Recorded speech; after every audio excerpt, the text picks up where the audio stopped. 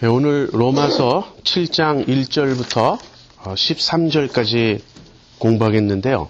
크게 둘로 나누어서 살펴보겠습니다. 먼저 1절부터 6절을 공부하고 그 후에 7절부터 13절까지 보도록 하겠습니다. 먼저 로마서 7장 1절부터 6절을 제가 읽겠습니다.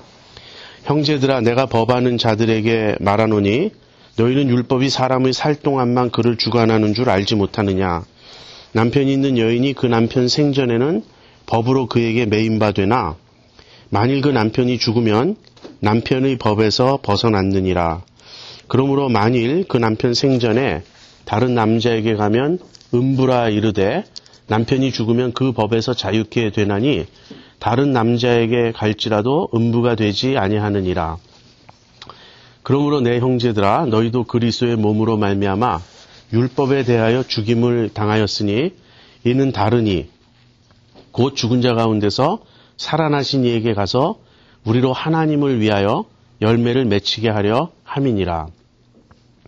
우리가 육신에 있을 때에는 율법으로 말미암는 죄의 정욕이 우리 지체 중에 역사하여 우리로 사망을 위하여 열매를 맺게 하였더니 이제는 우리가 얽매였던 것에 대하여 죽었으므로 율법에서 벗어났으니 이러므로 우리가 영의 새로운 것으로 섬길 것이요 의문에 묵은 것으로 아니할지니라. 이 7장의 내용은 6장 14절 15절에서 말한 것을 바울이 설명하는 내용입니다. 6장 14절 15절에서 바울이 무엇을 말했냐면 우리가 법 아래 있지 않다. 우리가 법 아래 있지 않고 은혜 아래 있다. 이 말을 했어요. 그래서 우리가 그 부분을 공부할 때 이미 제가 많은 내용을 말했습니다. 우리가 율법 아래 있지 않다는 말이 무엇을 의미하는지, 그래서 율법에 대해 죽었다라는 말이 무엇을 의미하는지 설명했는데 오늘은 좀 더 자세히 살펴보도록 하겠습니다. 바울이 우리가 율법에 대해서 죽었고 율법 아래 있지 않다. 우리가 율법 아래 있지 않다는 말을 하면 이 말에 유대인들은 아주 심한 충격을 받을 것입니다. 그들에게는 율법이 생명보다 더 소중했어요. 여러분이 시편 19편 또는 119편 이런 데를 읽어보면 경건한 유대인들이 얼마나 그 율법을 사모하고 하나님의 계명을 사랑했는지 여러분이 잘 알 수 있습니다. 부연해서 말씀드린다면 사실 이러한 그 율법에 대한 사랑, 율법에 대한 이런 긍정적인 태도는 유대인뿐 아니라 모든 구원받은 사람들, 모든 하나님의 백성의 특징이고 또 특징이어야 합니다. 근데 그럼에도 불구하고 바울은 율법에 대해 지금까지 계속 부정적인 이야기를 해왔어요. 그래서 우리가 법 아래 있지 않다 이렇게 말을 하면 여기에 대해서 유대인들이 두 가지로 반론을 제기할 겁니다. 첫 번째 질문은 어떻게 우리가 법 아래 있지 않다는 말인가? 그 how에 대한 질문이에요. 어떻게 그 일이 가능한가 하는 것이고요. 두 번째 질문은 왜 율법이 주어졌는가? 율법이 그 아래 우리가 있지 않고 벗어나야 될 어떤 것이라면 도대체 왜 율법을 주셨는가 하는 거예요. 이 두 질문이 이제 7장 전반부의 내용입니다. 그래서 그 중에 7장 1절부터 6절까지는 우리가 어떻게 율법에서 벗어나게 되었는가 그 문제를 다루고요. 7절부터 13절에는 그렇다면 왜 율법이 주어졌는가 하는 이제 그 문제를 다룹니다. 7장 1절부터 우리 차례로 보겠습니다. 형제들아, 내가 법하는 자들에게 말하노니 너희는 율법이 사람의 살 동안만 그를 주관하는 줄 알지 못하느냐. 이것이 아주 일반적인 원리예요. 율법은 사람이 살 동안에만 그를 주관한다 하는 것입니다. 만일 사람이 죽으면 더 이상 없으니까 율법이 그를 주관할 수 없죠. 그러니까 이건 너무나 당연한 그런 진리입니다. 그런데 이 당연한 일반적 원리, 율법은 사람이 살 동안만 그를 주관한다는 이 원리를 좀 더 구체적으로 설명하기 위해서 바울이 그 부부관계, 결혼관계를 예로 듭니다. 그래서 이제 우리가 한번 그 예가 어떻게 되는지 살펴보겠어요. 남편 있는 여인이 그 남편 생전에는 법으로 그에게 매인바되나 만일 그 남편이 죽으면 남편의 법에서 벗어났느니라. 이것도 뭐 설명이 필요 없는 아주 당연한 이야기죠. 부부가 있는데 부인이 남편이 살아있을 때는 남편에게 법적으로 구속되어 있어요. 그러나 남편이 죽으면 그 구속에서 벗어난다는 거죠. 그렇기 때문에 3절에 그 남편이 살아있는 동안 이 부인이 다른 남자에게 가면 음부라고, 그러니까 간음하는 여자라고 불리게 되지만 남편이 죽은 후에는 얼마든지 자유롭게 재혼할 수 있다는 거예요. 그래서 다른 남자에게 갈지라도 음부가 되지 아니하리라. 예, 이것이 이제 그 바울이 지금 예를 들어서 설명하는 원리입니다. 그런데 이 원리, 이 그 결혼 관계의 예의 그 핵심 진리는 무엇이냐면 죽음은 관계를 종식한다. 그러니까 죽으면 관계가 끊어진다 하는 그 점을 보여주고자 하는 거예요. 여러분이 주의 깊게 본문을 관찰한다면 바울의 이 예가 앞뒤가 맞지 않는 것 같은 느낌을 받을 수도 있기 때문에 그렇습니다. 지금 이 예에서는 남편이 죽죠. 부인은 살아있고. 그런데 실제 지금 바울이 말하고자 하는 것은 우리가 죽었다는 거예요. 율법이 죽은 게 아니고. 그러니까 이 예를 아주 고지고대로 적용한다면 율법이 죽고 그래서 우리가 율법으로부터 벗어나는 것이어야 해요. 근데 율법은 죽고 말고 할 수 있는 게 아니죠. 율법은 영원한 법입니다. 그래서 율법이 죽는 게 아니고 우리가 죽는 거예요. 그래서 부부관계로 다시 돌아가면 부인이 죽는다로 말해야 돼요. 그런데 부인이 죽으면 물론 남편으로부터 자유롭긴 하지만 다른 남자에게 갈 수가 없잖아요. 그러니까 이 실제의 예와, 그러니까 실제 우리에게 일어난 일과 바울이 여기서 말하는 부부관계의 예가 잘 맞지 않는 것은 사실입니다. 그런데 우리 쪽으로 오면요. 우리는 사실 죽고 또 살 수 있는 존재예요. 실제 부부관계에서는 아내가 죽으면 아내가 다시 살지 못하니까 재혼할 수가 없는데 실제로 우리는 그리스도와 함께 죽고 사는 우리는 죽었다가 다시 살 수 있습니다. 그래서 정확히 두 예가, 그러니까 두 사건이, 그러니까 부부관계에서 남편이 죽고 아내가 재혼할 수 있는 이 일과 우리가 그리스도와 함께 죽고 사는 것은 정확히 맞지는 않는 거예요. 이 점을 이제 지적하면서 바울이 일관되지 못하다. 그러니까 바울이 논리적이지 못하다 이렇게 비판하는 사람들이 있습니다. 그런데 바울은 그 1대1로 대응해서 모든 것을 꿰어 맞추려는 그러한 의도로 이 말을 하는 게 아니고요. 핵심 진리를 전달하고자 하는 것입니다. 그 핵심 진리가 뭐죠? 죽음은 관계를 종식한다 하는 거예요. 죽으면 관계가 끊어진다 하는 것입니다. 그래서 일반적인 이 원리, 죽음으로써 관계가 끊어지는 이 원리를 이제 우리에게 적용합니다. 얘는 부부관계의 예를 들었는데 이제 그것을 우리에게 적용하면 어떻게 되는가? 우리도 그리스도와 함께 죽고 그리스도와 함께 살아남으로써 그리스도의 죽음으로써 이제 율법과 이혼한 게 돼요. 이혼했다는 말은 좀 틀렸고요. 율법에 대해서 죽은 게 되고 이제 그리스도와 함께 다시 살아날 때는 율법에 대해서 더 이상 얽매이지 않는 그러한 존재가 되었다 하는 것이에요. 여러분 이 설명이 어렵습니까? 쉽죠? 분명히 이해가 되죠? 4절 한번 가보죠. 그러므로 내 형제들아 너희도 그리스도의 몸으로 말미암아 율법에 대하여 죽임을 당하였으니 이는 다른 이곳 죽은 자 가운데서 살아나신 이에게 가서 우리로 하나님을 위하여 열매를 맺히게 하려 함이니라. 여기서 우리가 어떻게 율법에 대해서 죽게 되었는가에 대한 핵심 설명이 나옵니다. 그것은 그리스도의 몸으로 말미암아 율법에 대하여 죽었다는 거예요. 이게 무슨 말이죠? 그리스도의 몸으로 말미암아 우리가 율법에 대해서 죽었다. 이 말은 앞에 6장에서 우리가 그리스도의 죽으심과 연합하여 죽은 자가 되었어요. 죄에 대해서 그것과 똑같은 말입니다. 여기서 그리스도의 몸이 등장하는 것은요. 그리스도의 죽음을 가리키는 거예요. 십자가에 그리스도께서 달려서 그 몸이 찢기시고 피 흘리시고 죽으신 그 그리스도의 죽음을 지금 가리켜 하는 말입니다. 그래서 우리가 그리스도의 죽음으로 말미암아 율법에 대하여 죽었다 하는 얘기예요. 이 말은 무슨 말인가요? 우리가 그리스도의 몸으로 말미암아 율법에 대하여 죽었다. 이제 그리스도께서 죽으신 것은 죄에 대해서 죽으신 것이고 율법에 대해서 죽으신 것입니다. 그리고 우리는 믿음으로 그리스도와 하나가 되고 연합함으로써 그리스도에게 일어난 일들이 그대로 우리에게 일어난 일이 되어 우리도 죄에 대해서 죽게 되었고 또 율법에 대해서 죽게 되었다는 것이에요. 근데 이 두 말은 사실 같은 말이에요. 우리가 죄에 대해서 죽었다라는 말과 율법에 대해서 죽었다라는 말은 사실 같은 것을 가리킵니다. 제가 죄에 대해서 죽었다라는 말을 설명하기 위해서 굉장히 애를 썼거든요.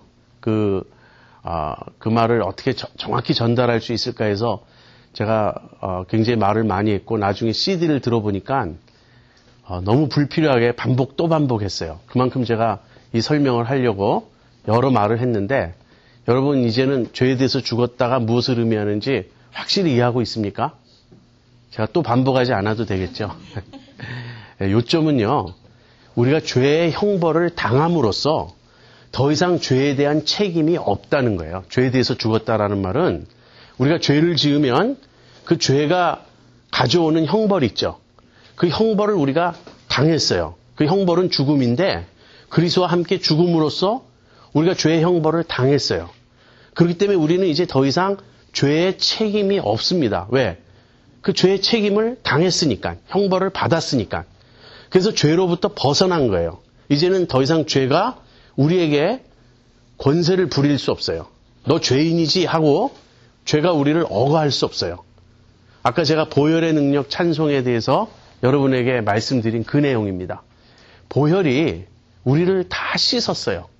보혈은 예수님의 죽음을 의미합니다. 예수님의 희생의 죽음이에요.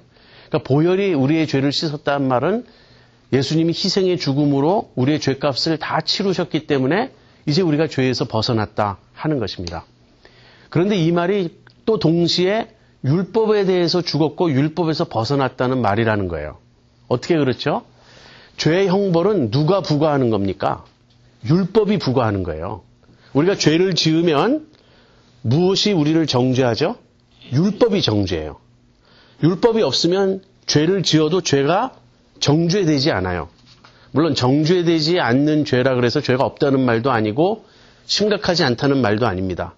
그러나 이 죄를 죄되게 하고 죄를 정죄하고 그럼으로써 죄에게 형벌을 부과하는 것은 율법의 기능이에요.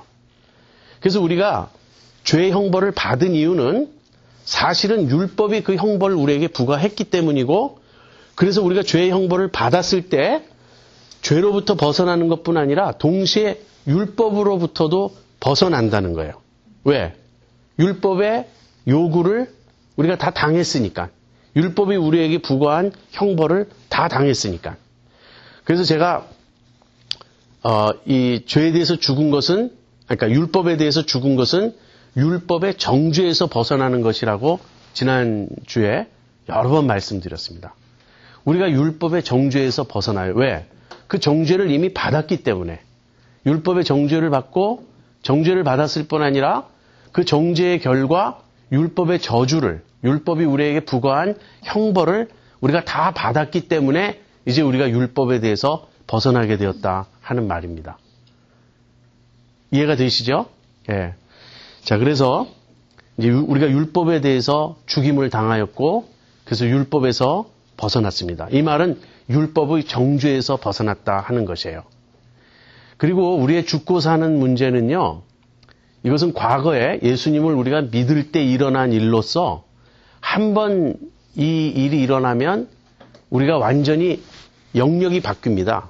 이 영역이 바뀐다는 것은 여러 가지로 설명할 수 있는데 아담 안에 있다가 그리스도 안으로 옮겨진 것이고요. 그게 제일 큰 설명이 되겠고요.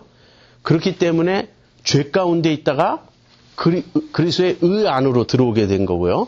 사망 가운데 있다가 그 다음에는 이 생명으로 옮겨진 것이에요. 그 다음에 아까 죄 가운데 있다가 이 의 가운데로 옮겨왔다라는 말은 두 가지를 다 의미할 수 있는데요.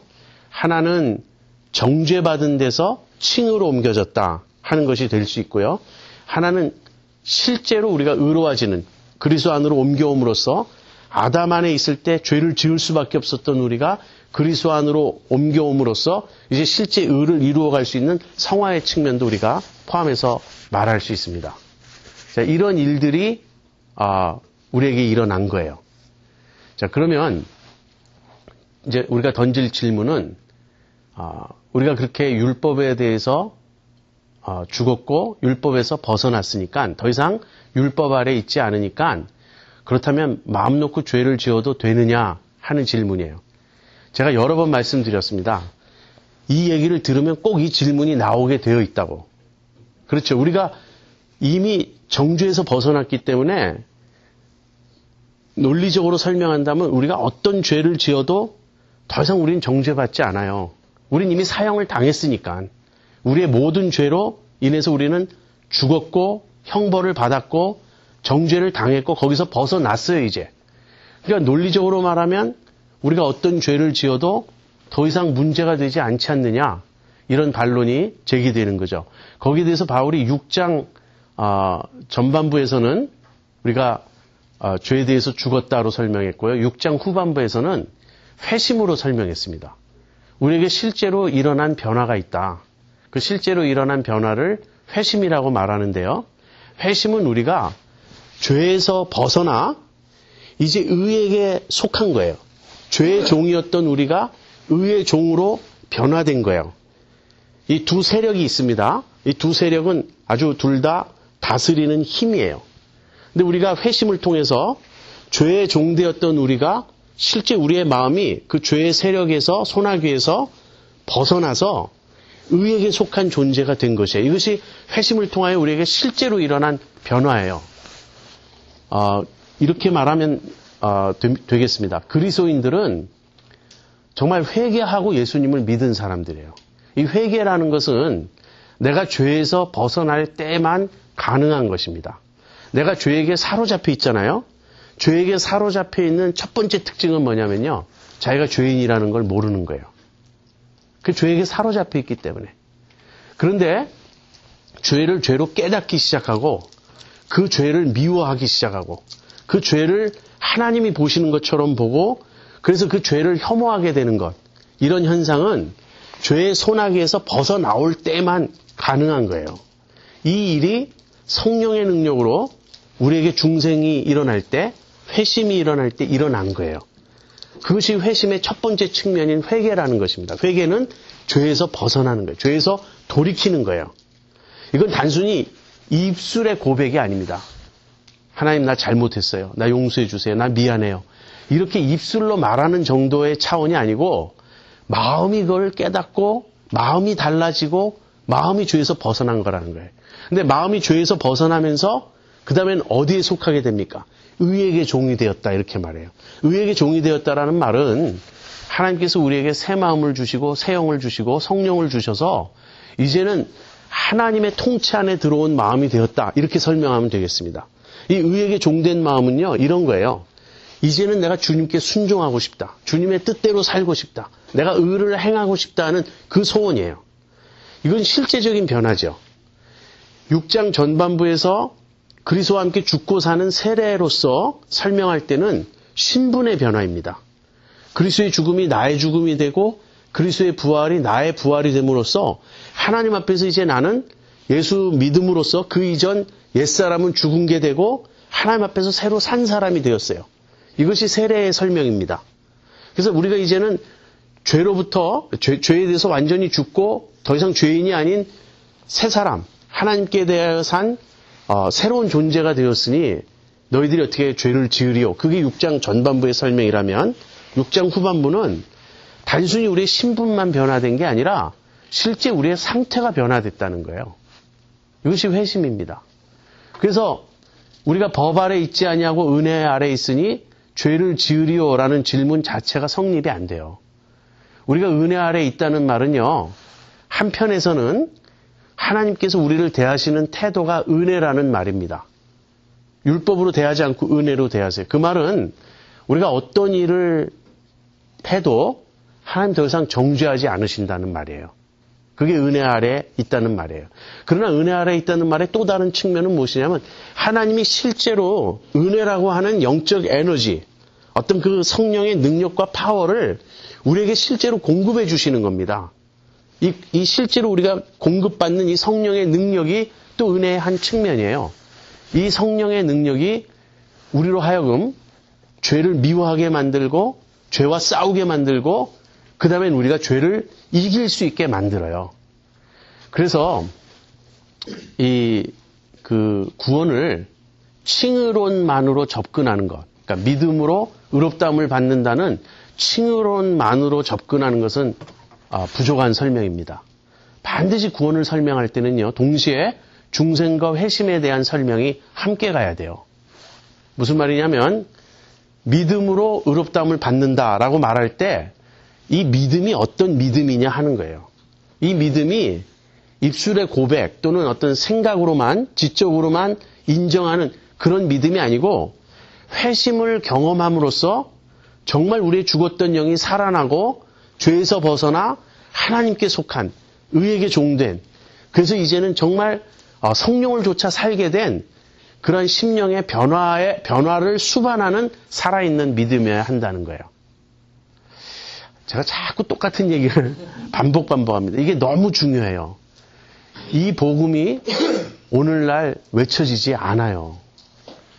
여러분 사형리를 읽고 그 다음에는 동의하고 예수님 영접하는 기도해서 구원 얻을 수 있기는 있습니다. 그걸 제가 부인하는 건 아니에요.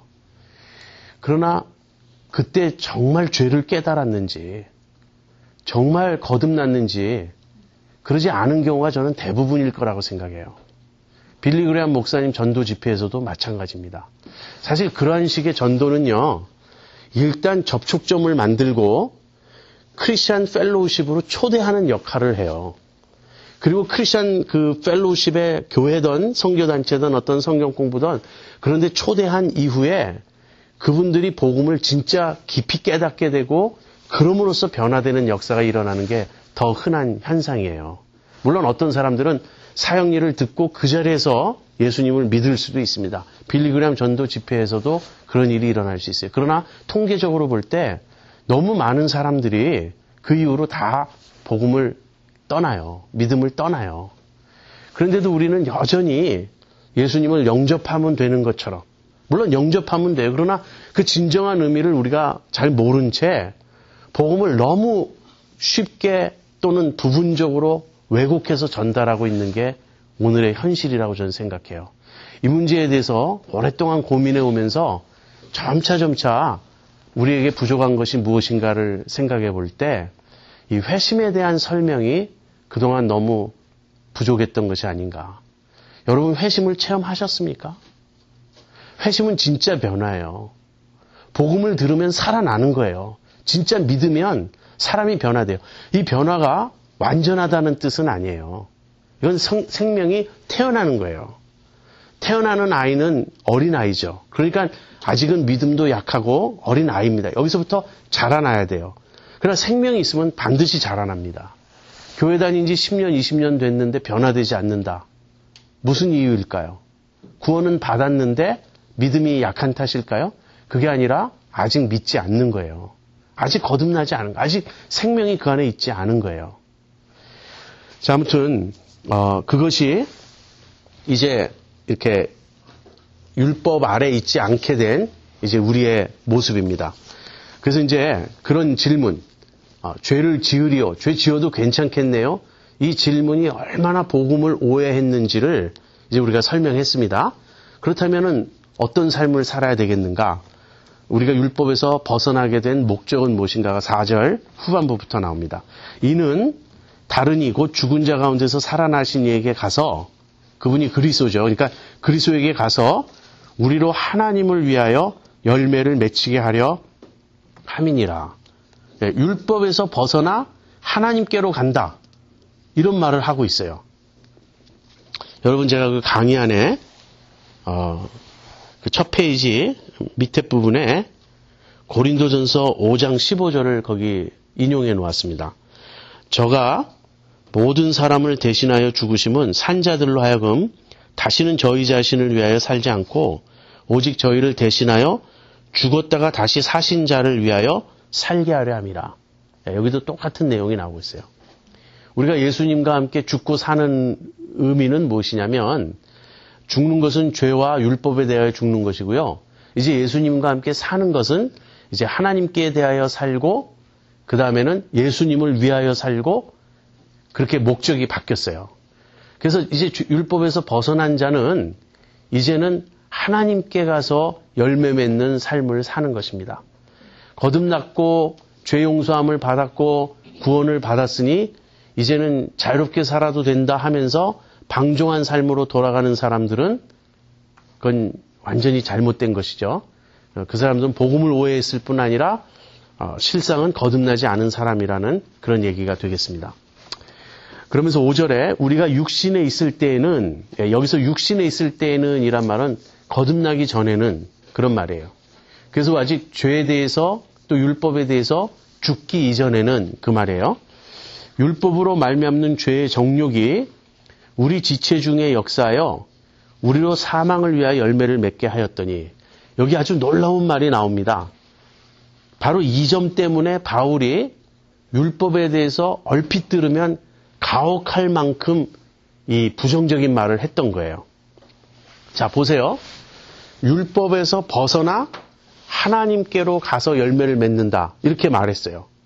근데 이 말이 유대인들에게 이해가 안 되는 거예요. 왜냐하면 율법에 속한 게 하나님께 속한 거거든요. 그렇지 않습니까? 율법 아래 있는 게 하나님에게 속한 백성이라고 생각하는데 바울은 율법에서 벗어나야 된다고 말하는 거예요. 그렇다면 유대인들은 그걸 어떻게 이해하냐면 율법에서 벗어났으니 이제는 하나님으로부터 떠나간다는 뜻으로 이해를 하게 되는데 그게 아니라 율법에서 벗어나 하나님께로 가서 열매를 맺는다고 말하는 거예요. 이게 어떻게 가능한가? 바울의 요점은 이것입니다. 우리가 율법 아래 있을 때는 하나님을 위하여 살 수가 없다는 거예요. 왜 그렇죠? 우리가 율법 아래 있을 때는 죄의 정욕, 율법으로 말미암는 죄의 정욕이 우리 지체 중의 역사예요. 우리로 사망을 위하여 열매를 맺게. 그게 무슨 말이냐면 우리가 율법 아래 있을 때는 결국 우리가 원하는 대로 율법을 지키고 의를 행하는 게 아니라 계속 죄를 짓고 결국 죽게 되었다 이 말이에요. 그래서 율법에서는 벗어나야 돼요. 율법 아래 있으면 우리는 하나님의 뜻대로 살 수가 없습니다.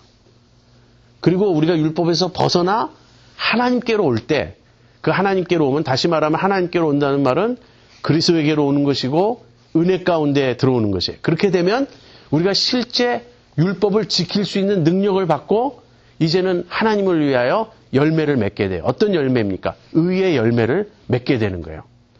여기 율법 아래 있을 때는 율법으로 말미암는 죄의 정욕이 우리 지체 중에서 역사했다는 말이 나와요. 바울은 이게 바울의 율법관입니다. 바울은 우리가 거듭나지 않은 채 다시 말하면 우리가 육신에 있는 채 율법 아래 있게 되면요. 우리가 죄의 정욕을 갖게 된다고 말해요. 율법이 죄의 정욕을 우리 안에 충동하고 죄의 정욕을 불러 일으켜요. 이게 이제 뒤에 가서 율법이 하는 일 중에 하나입니다. 율법이 뒤에 가서 바울은 뒤에 가서 율법이 하는 일을 세 가지로 말해요. 첫째는 죄를 드러내고 무엇이 죄인지를 보여주고요. 두 번째는 죄를 충동한다고 돼 있어요. 그 다음에 세 번째는 죄를 정죄한다고 돼 있어요. 여기서 지금 두 번째 얘기를 하는 거예요. 죄를 충동한다는 얘기가 여기에 율법으로 말미암는 죄의 정욕이 우리 지체 가운데 역사하여 우리로 사망을 위하여 열매 맺게 하였다는 말이에요. 여러분은 이 점이 이해가 되십니까? 율법으로 말미암는 죄의 정욕이 우리 안에 육신이 있습니다. 우리 안에 죄의 성품이 있죠. 아담적인 본성이 있죠. 근데 이 타락한 아담적인 본성, 이 육신의 특징은 무엇이냐면요. 율법이 오면 오히려 그 율법을 지키려고 하지 않고 그 율법을 거슬리고 율법을 범하고 죄를 짓고자 하는 그런 반응을 보여요. 이것이 우리 속에 있는 죄 또는 우리 속에 있는 육신의 특징이에요.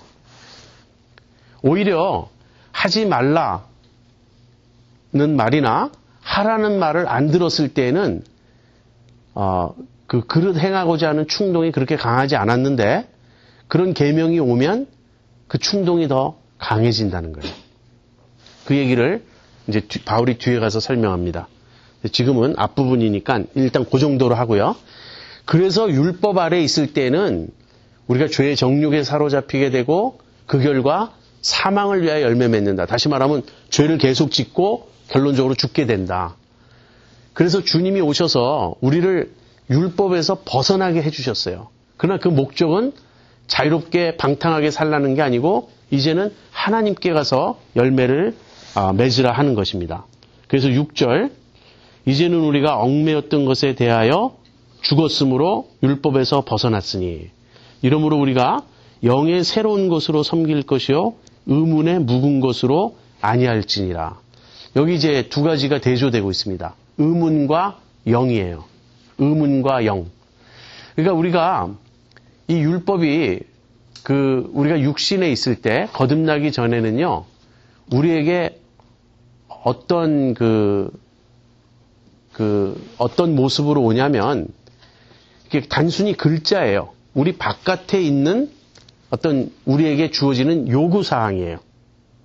그런데 우리가 육신에 있다가 예수님 믿고 거듭나고 회심해서 이제 그리스도 안으로 옮겨지면, 그래서 우리가 이제 성령 안에 있게 되면요, 성령의 능력이 우리 내면을 변화시켜서 이제는 율법을 지킬 힘을 주고 율법을 지키고 싶어 하는 그런 소원을 주세요. 그래서 우리 안에 주어지는 이 율법을, 이걸 성령이라 그럽니다. 그리고 밖에서 그냥 기준으로 제시되는 율법을 의문이라 그래요.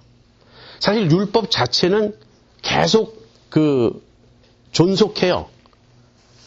그러나 예수 믿기 이전에는 율법이 단순히 우리에게 돌판에 새겨진 계명으로서 요구사항을 제시하는 그런 율법으로 다가와요. 그것을 의문이라 그럽니다. 바울은. 그래서 이것은 옛 시대 옛 언약 하에서의 모습이에요. 그러나 우리가 예수님 안으로 들어오면, 새 시대로 들어오면, 새 언약 안에 들어오면 율법이 우리 바깥에서 의문으로, 의문이란 말은 이 written document예요. 글에 어떤 적혀있는 글로서가 아니고 우리 내면에 새겨진 성령의 능력으로 우리에게 주어진다는 거예요. 그래서 이제 7장 1절부터 6절까지 바울이 이야기하는 요점은, 우리는 율법에서 벗어났지만 사실은 율법에서 벗어남으로 인해서 진정 율법을 지킬 수 있게 되었다라는 역설적인 진리를 말하고 있는 것입니다. 이해가 되십니까, 여러분? 예, 이제 7절부터 13절까지 더 공부하면 요 설명이 좀 더 완전해질 거예요. 그럼 뒷장으로 가서요, 이제 7절부터 13절까지 같이 보겠습니다. 처음에 다 읽지 않고 그냥 한 절씩 따라가겠습니다. 그런즉 우리가 무슨 말 하리요? 율법이 죄냐? 그럴 수 없느니라. 율법으로 말미암지 않고는 내가 죄를 알지 못하였으니 곧 율법이 탐내지 말라 하지 아니하였다면 내가 탐심을 알지 못하였으리라. 그냥 13절까지 다 읽겠습니다. 그러나 죄가 기회를 타서 계명으로 말미암아 내 속에서 각양 탐심을 이루었나니 이는 법이 없으면 죄가 죽은 것임이니라. 전에 법을 깨닫지 못할 때에는 내가 살았더니 계명이 이름에 죄는 살아나고 나는 죽었도다. 생명에 이르게 할 그 계명이 내게 대하여 도리어 사망에 이르게 하는 것이 되었도다. 죄가 기회를 타서 계명으로 말미암아 나를 속이고 그것으로 나를 죽였는지라. 이로 보건대 율법도 거룩하며 계명도 거룩하며 의로우며 선하도다. 그런즉 선한 것이 내게 사망이 되었느뇨? 그럴 수 없느니라. 오직 죄가 죄로 드러나기 위하여 선한 그것으로 말미암아 나를 죽게 만들었으니 이는 계명으로 말미암아 죄로 심히 죄되게 하려 함이니라. 아까도 말씀드린 것처럼 7절부터 13절에 다루는 내용은, 그렇다면 하나님이 도대체 왜 우리에게 율법을 주셨는가 하는 것이에요. 유대인들이 볼 때 우리가 율법에서 벗어나야 한다면 벗어나야 할 그 율법을 도대체 왜 우리에게 주셨는가 하는 것입니다. 근데 이 7절부터 13절에서 바울은 질문을 두 가지를 던져요. 그리고 그 질문에 대한 대답을 합니다. 첫 번째 질문은 7절에 나오는데 율법이 죄냐? 그거예요. 대답은 그럴 수 없다. 13절에 가보면 선한 것이 내게 사망이 되었느뇨? 선하다는 말은 율법입니다. 그래서 율법이 내게 사망이 되었느뇨? 그럴 수 없다. 하는 것이에요. 즉 바울은 율법을 이제 긍정적으로 설명하기 시작합니다. 율법은 죄도 아니고 율법은 사망도 아니다 하는 것이에요. 지금까지 바울이 율법을 굉장히 부정적으로 설명을 해왔죠. 바울이 설명한 것은 뭐죠? 부정적으로 거기 율법의 행위로는 의롭다함을 받을 육체가 없다. 3장 20절에서 그렇게 말했고요. 율법이 가입한 것은 범죄를 더하게 하려 합니다. 그 다음에 우리들은 이제 더 이상 율법 아래 있지 않다. 이런 내용들을 말해왔습니다. 그렇다면 율법이 죄냐? 이렇게 부정적인 역할을 하는 율법은 나쁜 것이냐? 하는 이 질문이 생기게 되겠죠. 거기에 대해서 바울은 뭐라고 대답하냐면 결코 그럴 수 없다고 말해요.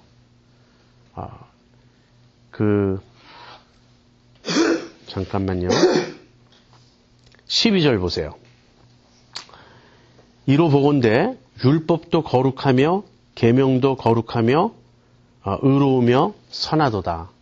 바울은 율법이 좋은 것이라고 말합니다. 율법은 거룩하고 의롭고 선한 것이에요. 율법은 결코 죄가 아닙니다. 그렇다면 뭐가 문제냐 하는 거죠. 바울은 문제를 우리 육신에서 찾습니다. 내 속에 있는 죄에서 찾아요. 여기서 내 속에 있는 죄라는 말은 죄성을 말하는 것이고요. 다른 말로 육신이라고 말합니다. 율법은 나쁜 게 아니에요. 율법은 잘못된 게 아니에요. 그런데 무엇이 문제냐면 내 속에 있는 육신, 내 속에 있는 죄가 문제인 거예요. 그래서 율법은 거룩하고 의롭고 선한 것이지만 율법이 오면 내 속에 있는 죄가 온갖 반란을 일으켜가지고 율법을 지키는 것이 아니라 율법을 어기고 그럼으로써 죄가 아주 심히 죄로 드러나게 돼요. 이제 그런 내용을 이제 바울이 여기서 말하고 있습니다. 그래서 첫 번째, 율법이 죄냐 하는 것에 대해서는 율법은 죄가 아니고 좋은 것이다. 문제는 육신이다. 그랬어요. 두 번째 질문도 마찬가지입니다. 선한 율법이 내게 사망이 되었느냐? 그렇다면 율법이 내게 사망을 가져다 주는 원인인가? 거기에 대해서도요, 결과적으로는 그렇게 되었지만 그렇게 된 직접적인 원인은 율법에 있지 않고 우리 속에 있는 죄에 있다는 거예요. 그래서 지금 바울은 두 질문에 대한 답을 다 부정적으로 답하고 율법은 죄도 아니고 율법은 우리에게 사망을 가져다 주는 것도 아니다. 그러면서 진짜 문제를 이제 끄집어냅니다. 진짜 문제는 내 속에 거하는 육신이다. 내 속에 거하는 죄다 하는 것이에요. 이 내 속에 거하는 육신, 내 속에 거하는 죄의 문제를 이제 7장 후반부에서 다룹니다. 14절부터 25절에서 바울이 아주 자세히 다룹니다. 이 부분을 이제 다음 주일에 우리가 공부하기로 하고요. 그럼 이제 그 남은 그 부분은 무슨 얘기냐면 바울이 이제 예를 들어서 이제 그 설명을 해요. 바울이 여기서 예를 드는 그 사람은 누구인가? 바울은 여기서 지금 계속 자기 자신에 대해서 말하고 있어요. 내가 살았다가 내가 죽었다. 그 다음에 이제 주어가 계속 나로 시작됩니다. 그래서 이 나가 바울을 가리키는 것으로 보이는데 이에 대해서 이제 다르게 해석하는 그런 입장들도 있습니다. 여기서 바울이 말하는 그 나는 바울 자신일 수도 있고요. 아니면 아담일 수도 있고 아니면 이스라엘일 수도 있습니다. 여러분이 어떤 주석을 찾아서 아마 읽으신다면 그 자세한 논쟁이 거기 나올 거예요. 아담으로 볼 수 있는 이유도 굉장히 많이 있습니다. 여러분 한국의 여기 지금 풀러에 계시지만 한국 그 신약학자 김세윤 박사님 대표적으로 이건 아담의 이야기다. 그렇게 말합니다. 그러나 가장 많은 그 학자들이 이스라엘로 보는 것 같아요. 이스라엘로 보는 것이 굉장히 타당한 이유 중에 하나는 여기 어디 나오죠? 9절에 보세요. 계명이 이름에라는 말이 나오죠. 계명이 이름에. 다시 말하면 율법이 나에게 오매 그런 말을 해요. 그래서 율법이 왔다라는 이 표현은 역사적인 사건을 가리키거든요. 무엇이죠? 모세가 시내산에서 율법을 받은 이 사건을 가리킵니다. 그래서 이런 표현에 근거해서 여기 지금 설명하고 있는 이 사람은, 묘사되고 있는 사람은 이스라엘을 가리킨다 하는 또 해석이 있습니다. 둘 다 상당히 일리가 있고 이제 타당하다고 보이는데, 그럼에도 불구하고 저는 여기서 바울이 자기 자신의 경험을 말하고 있다라고 보는 입장입니다. 그 이유는 첫째로 너무나 이 설명이 생생한 자기 고백적이에요. 바울이 지금 남 얘기를 하거나 일반적인 얘기를 하는 것이 아니고 자기 자신의 그 경험, 자기가 그 안에서 몸부림치고 뼈저리게 느꼈던 어떤 일을 말하고 있음에 틀림없습니다. 그러면서 바울 자신의 경험이면서 이것은 또 유대인들 전체의 경험이라고 말할 수 있어요. 왜냐하면 바울 자신이 유대인이니까. 그래서 이 율법과 스트럭을 해왔던 그 모세의 율법, 여기서 율법은 모세의 율법인데요. 율법과 스트럭을 해왔던 모든 유대인을 바울이 대표하고 있습니다. 그래서 바울로 보면서 동시에 유대인들을 바울이 대표하고 있다. 이렇게 해석을 확대해 갈 수 있겠고요. 그러면서 아담까지도 우리가 확대해서 포함할 수 있다는 거예요. 아담을 포함시킨다는 것은 결국 모든 인류의 공통적인 경험이다 하는 그런 말이 되겠죠. 그래서 일단 바울로 우리가 보는데 무리가 없을 거라고 생각해요. 바울로 보면서 바울로 대표되는 이스라엘, 그리고 한 걸음 더 나아가 모든 인류의 경험을 지금 여기서 바울이 말하고 있다. 간접적으로는 그렇게까지 내다볼 수 있다고 생각합니다. 그래서 바울이 이렇게 말하는 거예요. 자기가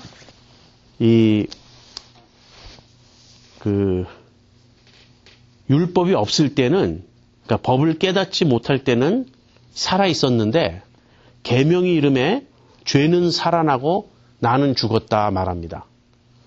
그러니까 한때는 바울이 율법의 그 의미, 그 계명의 진정한 요구를 깊이 깨닫지 못했던 때가 있었어요. 그때는 바울이 살아 있었습니다. 무슨 말이냐면 자신이 율법을 다 지키고 있다고 생각하고 의기양양이 있었다는 거예요. 이때 바울이 율법을 다 지켰다라고 생각하는 것은 율법의 외적인 준수를 의미합니다. 적어도 바울이 문자적으로 어떤 행동을 규제하는 이 율법들에 대해서는 다 지켰다라고 말할 수 있었던 사람이에요. 여러분 빌립보서 3장에 가보면 바울이 이런 말합니다. 율법의 의로는 흠이 없는 자다. 자기 자신에 대해서. 이것은 지금 외적인 행동에 대한 바울의 설명입니다. 살인하지 말라. 난 살인한 적이 없다. 간음하지 말라. 나는 간음한 적이 없다. 도적질한 적이 없다. 거짓 증거한 적이 없다. 나는 하나님의 이름을 망령되이 일컬은 적이 없다. 그 외 정결규례 다 지켰다. 안식일도 지켰다. 이렇게 행동으로 하는 모든 율법을 바울이 다 지켰다라고 생각했던 거예요. 그런데 계명이 이름에 죄는 살아나고 나는 죽었다. 이 말은 무슨 말입니까? 바울이 자기가 다 지금까지 지키고 있었다고 생각했던 그 율법의 진정한 의미를 어느 날 깨달았어요. 깨닫고 보니 자기가 죄인이라는 걸 알게 되었다는 거예요. 그래서 갑자기 깨닫고 보니 자기 안에 있는 죄는 살아나고 자기는 죽게 되었습니다. 그렇다면 바울이 율법을 깨닫기 전에는 살았다가 계명이 이름에 이제 자기가 죽게 된 그 계명에 대한 체험, 율법을 깨닫게 된 그 내용은 무엇일까요? 그것이 바로 10계명의 제 10번째 계명, 10번째 계명, 탐내지 말라는 계명이에요. 바울이 어느 날 탐내지 말라는 계명의 진정한 의미를 깨닫게 되는 겁니다. 사실 여러분 10계명을 보면요. 다 행동을 규제하죠. 근데 사실 제1계명은 행동에 대한 것이라기보다는 1계명과 맨 마지막 10계명이 제10계명, 제1계명이 서로 이렇게 연결이 됩니다. 그래서 제1계명은 가장 이 폭넓은 계명이에요. 하나님만 섬겨라 하는 것입니다.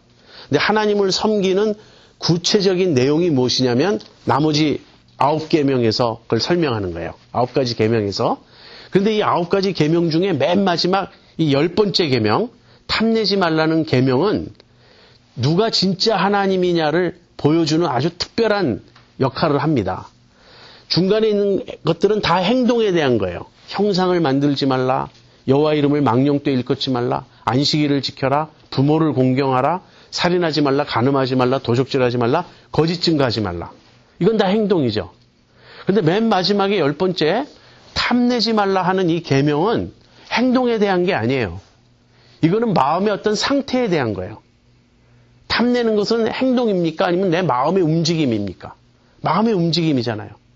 그래서 만약에 10번째 계명을 어기게 되면 나머지 중간에 제2계명부터 제9계명까지 이 8가지 행동의 계명을 다 지켰다 해도 제1계명을 지킬 수가 없어요. 왜? 탐심은 우상숭배니까. 내가 탐심에 빠지면 하나님만 섬기는 게 아니라고요. 그래서 이 탐심의 계명을 바울이 깨달았던 이 순간이 바울에게 있어서는 완전히 획기적인 전환점이 되었던 거예요. 바울은 자기가 율법을 다 지켰다고 생각했어요. 바울은 자기가 계명을 다 지켰다고 생각했어요. 그런데 어느 날 탐내지 말라는 계명 앞에 부딪히고 오히려 자기 속에 각양 탐심이 일어나는 것을 느낄 수 있었어요. 바울에게는 아마 이랬을 겁니다. 물론 바울이 살인하지 말라 그런 말을 들었을 때 살인의 충동을 느꼈다. 그런 것은 아닐 거예요. 간음하지 말라는 계명을 들으니까 갑자기 간음의 충동을 느꼈다. 그런 건 아닐 거예요. 그러나 여기 지금 제10계명에 이웃의 것을 탐내지 말라 이렇게 부연 설명들이 있지만 바울에게 있어서의 탐심은 보다 더 깊은 차원이었을 것입니다. 무엇일까요? 제 생각에는 바울에게 있어서의 탐심은 결국은 자기 의에 대한 것이 아니었을까 싶어요. 그것이 무엇이었든지 간에 자기의 자원으로 삼고자 하는 어떤 것들, 내가 그것을 더 확보함으로 그것이 나의 리소스가 되고 자원이 되고 그것이 나의 힘이 되고 나의 의가 되는 어떤 것들. 그러니까 전적으로 하나님의 은혜 앞에 엎드려서 은혜 의존적인 삶을 사는 것. 그것이 진정한 의미에서의 제1계명을 지키는 겁니다. 하나님만을 섬기는 거예요. 그러나 바울은 모든 계명을 외적으로 지키면서 내면적으로 자기 의에 집착하고 있었고 그런 의미에서 각양 탐심이 그 속에 있지 않았나. 저는 이제 그렇게 생각을 합니다. 어쨌든 이 탐심의 계명은 행동에 대한 것이 아니에요. 이건 마음 상태에 대한 것입니다. 여러분 거듭나기 이전에 하나님께서 성령으로 우리의 심령을 바꾸어 주기 이전의 우리의 마음은요. 성경이 뭐라고 말하죠? 만물보다 심히 부패하고 거짓된 것이 사람의 마음이다. 이렇게 말해요. 우리는 마음을 스스로 변화시킬 수가 없습니다. 이것이 성경의 일관된 가르침이에요. 그것이 우리가 죄에 사로잡혀 있다라는 말의 의미고요. 그것이 우리가 타락했다라는 말의 의미예요. 우리의 마음이 굽어져 있어요. 그 자기중심적이 되어 있어요. 우리의 마음이 죄에 사로잡혀 있고 죄에 빠져 있어요. 물론 우리 안에 양심이 있고 이성이 있습니다. 이것은 하나님의 일반 은총으로 모든 사람에게 주어진 것이에요. 우리가 그런 걸 가지고 외적인 행동은 우리가 규제할 수 있고 절제할 수 있습니다. 그래서 모든 시대 모든 문화를 보면 거기에는 도덕적인 가르침들이 있고요. C.S. 루이스가 지적한 것처럼 이런 도덕적 가르침들은 사실 큰 차이가 없어요. 대부분의 사람들이 무엇이 옳은지를 압니다. 그리고 그 무엇이 옳은지를 나름대로 지키고자 해요. 그러나 그것은 바울이 율법을 외적으로 지키듯이 외적으로 지킬 수 있을 뿐인 거예요. 우리가 어느 정도 나의 행동을 규제하고 어느 정도 내 내면을 다스려서 절제하고 이런 정도는 일반 은총으로 가능합니다. 그러나 근본적인 문제, 내 마음에 심히 비뚤어지고 부패하고 왜곡되어 있는 이 죄에 빠져 있는 이 상태는 어느 누구도 스스로 해결할 수 없습니다. 오히려 그 율법, 그 계명의 진정한 의미를 깨닫게 되면요. 마음의 그 상태에 대해서 절망감을 느끼는 게 옳다는 거예요. 그래서 지금 바울이 자기가 처해 있는 상황을 지금 그렇게 설명하고 있습니다. 그래서 율법이 왔어요. 계명이 왔어요. 여기서 이 말을 이스라엘로 아까 본다면 모세가 시내산에서 율법을 받은 것으로 볼 수 있지만 이것을 바울을 비롯한 전체 이 어떤 그 유대인들 어떤 이 개개인들을 다 포함해서 말한다면 이것은 율법을 깨달은 어떤 날입니다. 율법의 진정한 의미를 알게 된 어떤 날입니다. 그렇게 되자 바울이 절망하게 되었고요. 오히려 죽게 되었고 바울은 오히려 죄는 살아나게 되었고 그 다음에 어떻게 되었다고요? 자기가 완전히 정죄를 받게 되었습니다. 8절 한번 보죠. 그러나 죄가 기회를 타서 계명으로 말미암아 내 속에서 각양 탐심을 이루었나니 이는 법이 없으면 죄가 죽은 것임이니라. 전에 법을 깨닫지 못할 때에는 내가 살았더니 계명이 이름에 죄는 살아나고 나는 죽었도다. 생명에 이르게 할 그 계명이 내게 대하여 도리어 사망에 이르게 하는 것이 되었도다. 죄가 기회를 타서 계명으로 말미암아 나를 속이고 그것으로 나를 죽였는지라. 누가 날 죽였다고요? 내 속에 있는 죄가. 계명이 오면, 율법이 오면 그것이 어떤 기회가 되는 거예요. 어떤 기회가 되느냐? 죄가 살아나는 기회가 돼요. 여러분의 경험은 어떻게? 그러니까 이제 죄가 오면, 그러니까 율법이 오면 먼저 죄를 드러내요. 내가 죄인이라는 게 드러나는데 거기서 멈추지 않고 내 속에 죄를 충동해요. 이게 이제 죄의 특성입니다. 죄는 반발심이 많아서 하지 말라면 더 하고 싶어지는 게 죄인 거예요. 또 하라 그러면 안 하는 게 죄입니다. 대표적으로 우리 아이들만 보면 딱 알 수 있죠. 하라 그러면 안 하고 하지 말라 그러면 하고. 근데 그게 유니버설 피나미난이에요. 아주 보편적인 현상이에요. 어디서나 볼 수 있어요. 내가 예전에도 로마서 강의할 때 예로 들었던 건데요. 어떤 사람이 그 벽에 구멍을 뚫어놓고 그 위에 들여다보지 마시오 이렇게 써붙였어요. 몇 시간 후에 가보니까 줄이 쫙 서 있어요. 다 들여다보려는 거예요. 만약에 거기 들여다보지 마시오라는 표지를 붙여놓지 않았으면 아무도 관심 안 가졌을 거예요. 뭐 벽에 구멍 하나 있다고 뭐 특별히 관심 갖겠습니까? 근데 거기다 들여다보지 마시오를 써놨기 때문에 사람들은 들여다보는 거예요. 우리의 심보가 그렇다고. 이건 정말 심보라고 말해야 될 우리의 상태예요. 그래서 죄가 오면 죄가 내 속에 충동을 불러일으킵니다. 그러니까 율법이 오면요. 율법이 오면 죄가 그것을 기회로 삼아서 더 살아나요. 그리고는 율법의 정죄를 받습니다. 그래서 율법의 역할은 아까 율법의 본성을 말했죠. 율법의 속성은 거룩하고 의롭고 선하고 신령한 것이에요. 그다음 율법의 기능은 죄를 드러내고 죄를 충동하고 마침내는 죄를 정죄하는 그 역할을 합니다. 이것이 바울의 율법관이에요. 자, 이제 여기까지 이제 설명을 하면 이제 설명은 대강 다 한 건데요. 몇 가지 좀 덧붙이겠습니다. 이제 이것이 전부는 아닙니다.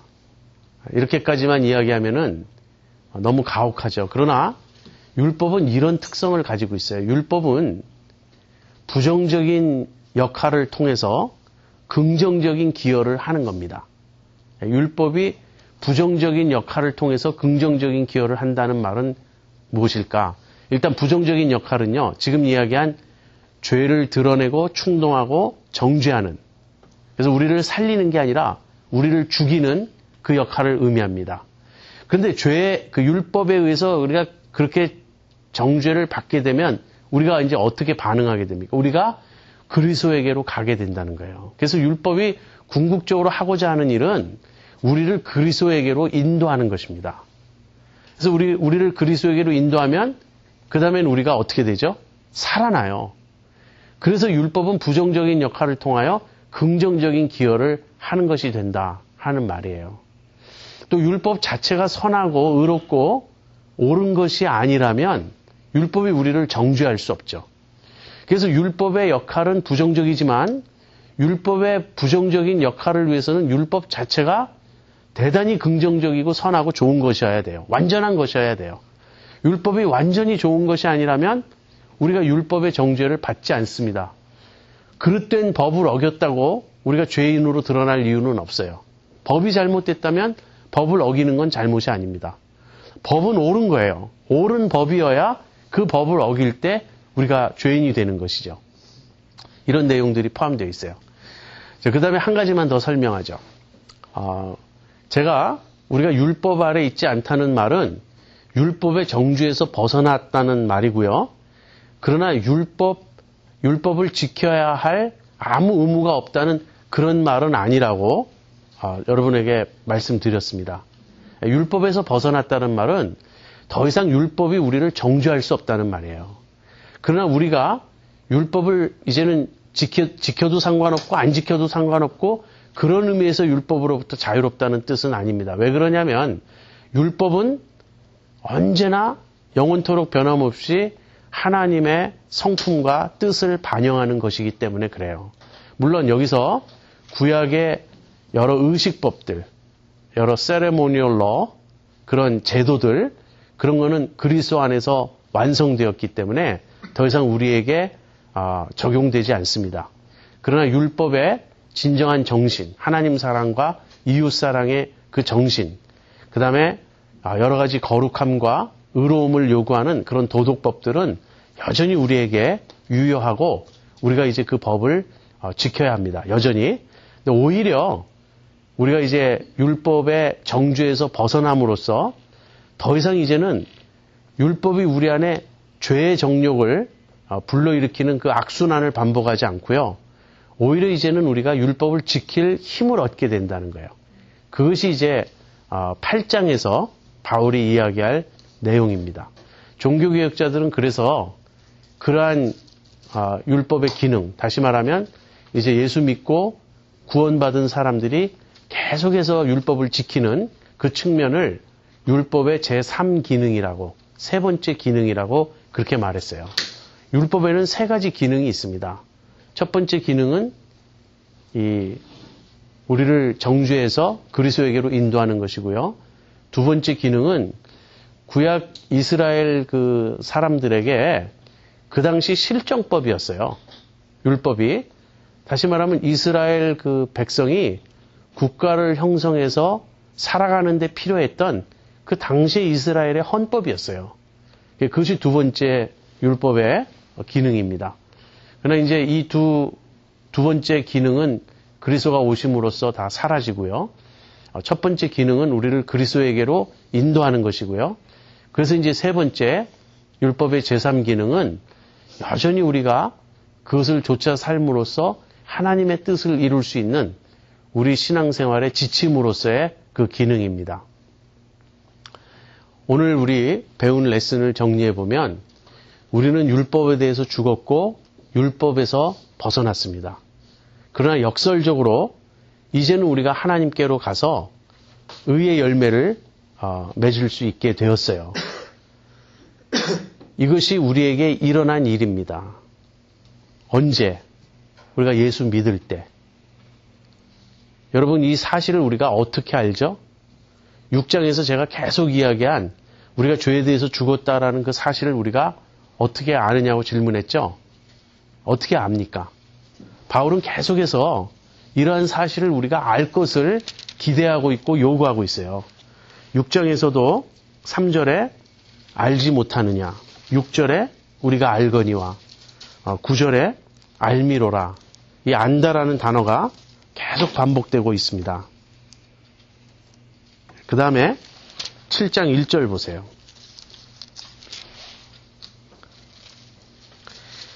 1절에도 그를 주관하는 줄 알지 못하느냐.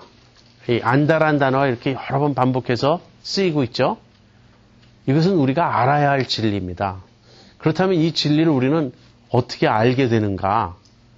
무슨 신비한 체험을 통해서 안다는 뜻이 아니에요. 이것이 복음 안에 담겨 있는 진리이기 때문에 복음을 듣고 배움으로써 아는 것입니다. 우리가 아는 것은 무엇이냐면 우리가 예수님을 믿었다라는 사실이에요.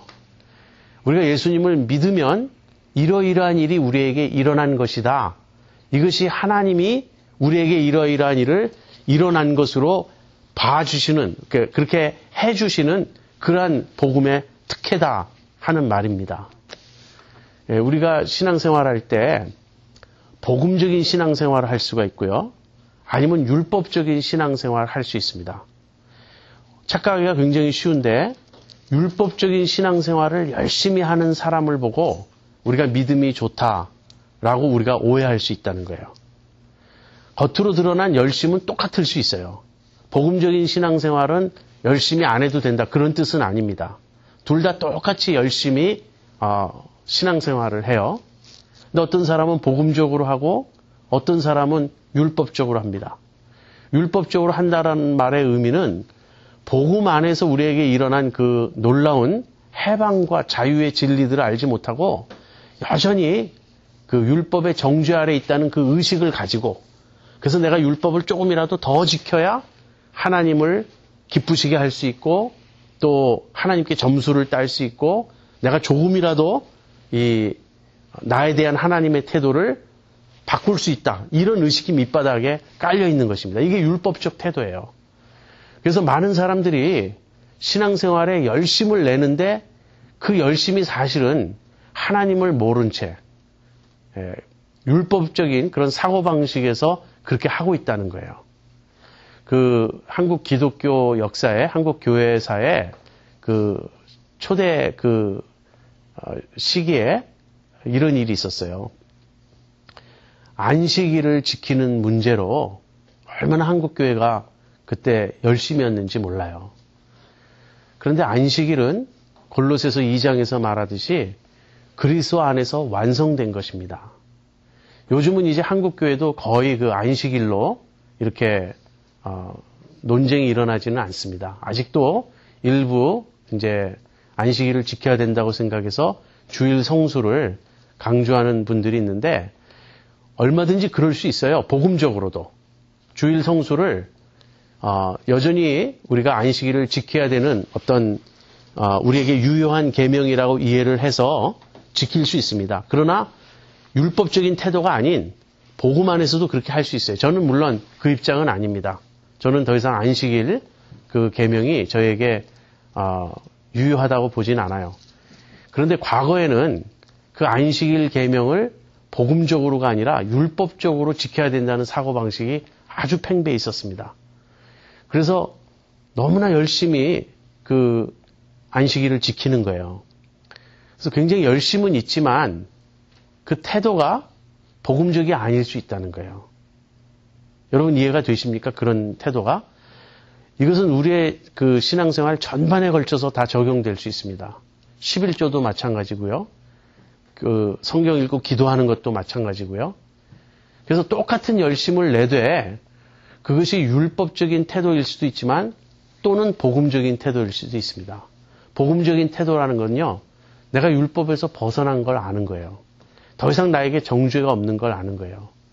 그렇기 때문에 오히려 더 이제는 하나님께 속해서 하나님만을 섬기겠다는 그 기쁨과 감격 속에서 신앙생활 하는 것입니다. 어느 쪽이 더 강력한 힘일까요? 율법일까요? 아니면 복음일까요? 아니면 또는 은혜일까요? 의문일까요? 아니면 성령일까요?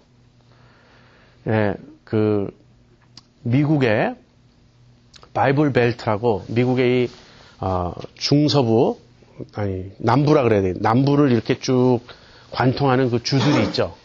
여기에 그 백인들 그의 그 신앙을 많은 사람들이 근본주의적인 신앙이라고 평가를 합니다. 그러니까 가장 보수적이고 가장 철저한 신앙인들은 미국의 그 남부에 대거 몰려 살아요. 근데 이 남부 백인 근본주의자들 중에 가장 이 포르노그래피 중독이 많아요. 가장 인종차별이 심해요. 자기들이 정죄하는 그 행동을 가장 많이 한다는 거예요. 복음이 아니고 율법에 우리가 매여 있으면 우리가 율법을 지키지 못합니다. 우리가 모르는 게 아니에요. 그것이 잘못된 걸 알아요. 누구보다도 강한 어조로 그 죄를 정죄하고 비난하고 우리가 그렇게 합니다. 공격합니다. 그러나 내가 옳다 여기는 그것을 내가 범하게 돼요. 그게 율법 아래 인간의 모습이에요. 옳고 그름을 모르는 게 아니라 자기가 아는 옳고 그름의 기준을 자기가 범하는 것입니다. 그래서 우리가 정말 복음을 깨닫는다면 내가 법 아래 있지 않다는 걸 알아야 돼요. 내가 죄에 대해서 죽었다라는 걸 알아야 되고 율법에 대해서 죽었다라는 걸 알아야 돼요. 이것이 전부가 아니죠. 항상 the other side가 있죠. 그 반대쪽은 뭐죠? 이제 나를 위하여 살지 않고 나를 위하여 죽었다가 다시 사신 그리스도를 위해 사는 것. 이제는 내가 하나님께 가서 하나님을 위하여 열매 맺는 것. 이제는 나의 지체를 죄에게 드리지 말고 의에게 병기로 드려서 거룩함에 이르러야 한다는 것. 그것이 어떻게 가능한가? 예수 믿은 이후에라도 육신을 좇아서는 가능하지 않습니다. 그것은 오직 성령을 좇아 살 때만 가능해요. 그래서 이제 이 성화론에 있어서 두 주제가 더 남아 있습니다. 지금 성화론에 있어서 그동안 죄에 대한 것, 율법에 대한 것을 공부했어요. 이제 세 번째 주제는 육신입니다. 그리고 네 번째 주제는 성령님이에요. 그리고 그 앞에 우리가 5장 후반부에서는 은혜에 대해서 얘기했죠. 그래서 이 5가지예요. 은혜, 죄, 그 다음에 율법, 육신, 성령. 이 5가지가 그 그리스도인의 성화론의 아주 핵심 진리들이에요. 성화론뿐 아니라 구원론에. 그러니까 여러분이 이 진리들을 이 로마서 공부를 통해서 아주 밝게 깨닫기를 원합니다. 은혜가 정말 무엇인지, 죄가 어떤 것인지, 율법이 무엇인지, 죄와 율법과 우리의 관계가 어떤 것인지, 그 다음 우리 속에 있는 육신이 어떤 것인지, 마지막으로 성령님이 우리에게 어떤 일을 하시는지, 이런 것들을 하나하나 지금 차례로 공부해 가고 있는데, 이제 오늘은 율법에 대해서 다루었고요. 다음 주에는 육신에 대해서 다루도록 하겠습니다. 우리 기도하고 마치겠습니다.